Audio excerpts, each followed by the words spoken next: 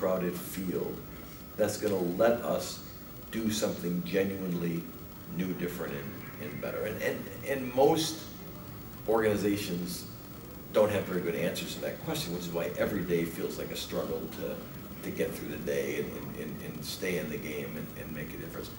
Second thing I think you've got to ask yourselves immediately is how we're, in terms of not just what we're offering, but how we're building the company, how we're working, how we're leading, why are we going to get more than our fair share of the best people in this field to work for us? Why would great people want to be part of what we're doing? And I think the ultimate competition today isn't just the competition for customers and businesses, it's the competition for really talented people. And if you're a really talented person in any industry, you've got, even in a world of unemployment's too high and economic growth is too slow, you've got more options and opportunities for where to work, how to work, who to work with. And so it could be a 20-person company, it could be a 20,000-person company, but every single day you're in a competition for winning over the most talented, most exciting, most interesting people in your field. And you've got to have a very clear strategy as a company as to why the best people in your business are going to want to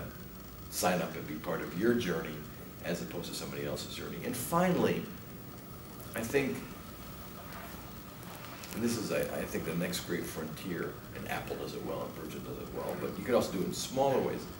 Companies have to ask themselves every single day, not just how do we become more productive, how do we do a technically more adept job at selling our products or building a product, but how do we become a more interesting and more memorable company and brand for the rest of the world to encounter? Ultimately, the real competition is the competition for the attention of customers and prospective customers who are already completely overwhelmed.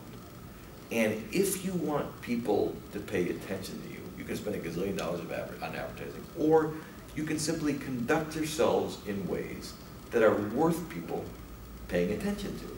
And I think a big part of business is too many companies are still too bland, too much different shades of gray. And I think the opportunity is for companies who are really good at what they're doing in a technical economic value proposition way to look for little gestures, little signals, little ways of just amping up how colorful they are, how interesting they are, how memorable. People enjoy doing business with companies that are fun to encounter, that do things you might not expect. And so just looking for little ways to make yourself more interesting, more colorful, more memorable, worth paying attention to is an awfully important part of succeeding.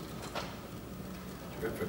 So you go around, you're teaching in the university. Yeah.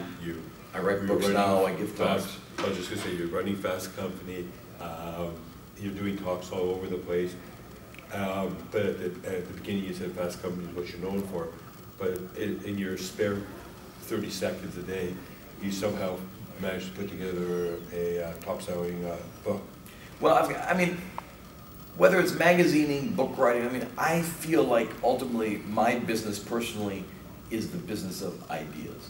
And I see myself as a kind of evangelist for ideas that I believe in that, again, don't necessarily represent business as it is commonly practiced. But what I think I do is I go find, learn from, and try to interpret the folks who are, at the outer end of the, Alan Kay famously said, the best way to predict the future is to invent it yourself. I'm kind of looking for the companies and the innovators that are sort of inventing the future, that are several years ahead of where standard operating procedure is, but it's in their work that they are going to give us a sense of what's possible for the rest of us. And, in that sense, editing a magazine, writing a book, or giving a talk, it's all variations on the theme, which is finding ideas that are important for the world to know about, finding stories that bring those ideas to life, and then communicating those ideas and stories through the pages of the magazine.